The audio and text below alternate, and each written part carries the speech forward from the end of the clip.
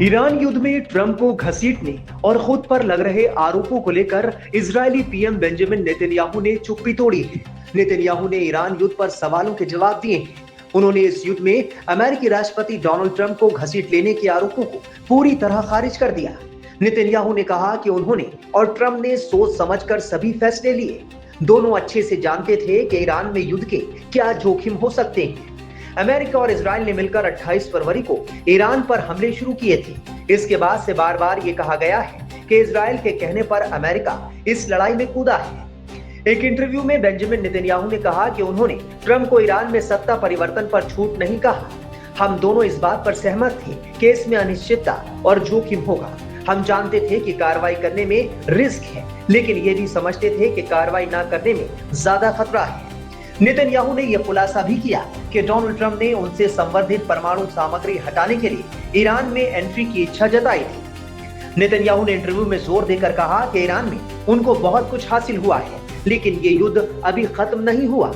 अभी परमाणु सामग्री और संवर्धित यूरेनियम को ईरान से बाहर निकालना है। अभी भी संवर्धन स्थल कायम है जिन्हें नष्ट किया जाना है। ईरान के प्रॉक्सी समूहों और उसकी बैलिस्टिक मिसाइलों को नष्ट करना बाकी है।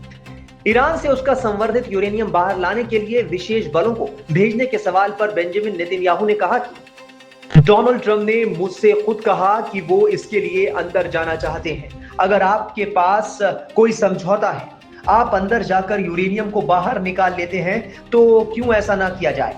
यही सबसे अच्छा तरीका है।